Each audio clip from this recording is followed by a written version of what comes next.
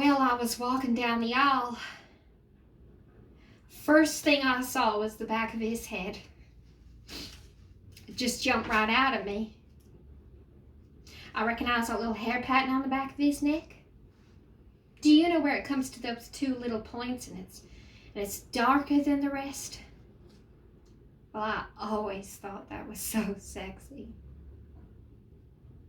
And then I looked at him during the ceremony, and something about the way that the light hit his face, I swear it just broke my heart.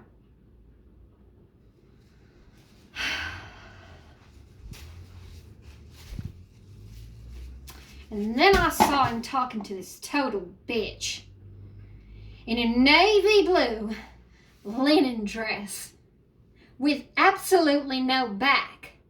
I mean, you could almost see her butt.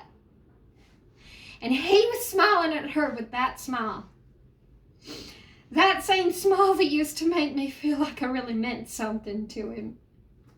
Oh, well, and then it just all came back.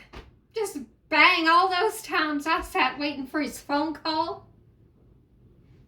Me going out of my way to make things convenient for him. Having to take a fucking taxi cab to the Women's Health Center that day because it was so cold my car wouldn't start. And later, that awful night, I sat out in the front of his apartment building, just staring at Tracy's burgundy Cutlass in the driveway, just wishing I was dead. Do you know I started smoking cigarettes that night? If I ever die of cancer, I swear it's going to be Tommy Valentine's fault. God! Oh, I feel like I'm going crazy. My cousin George, he's a nurse. He says I'm the perfect type to get some weird disease because I'm so emotional. Tracy, I don't think I can be in your wedding. Do you remember the time I had my nervous breakdown my junior year of college? Well, that was because your boyfriend knocked me up. And I had to have an abortion all by myself.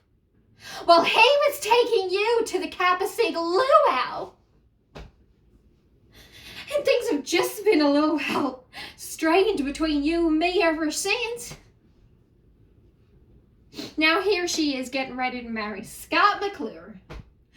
The biggest piece of wet toast I ever saw in my life. Well, of course I married Chuck Darby, the second biggest piece of wet toast, because, well, I thought I wanted some stability. And there's Tommy Valentine, getting ready to rip that little bitch's backless linen dress off her scrawny little body and fuck her brains out. God, I wish I was her.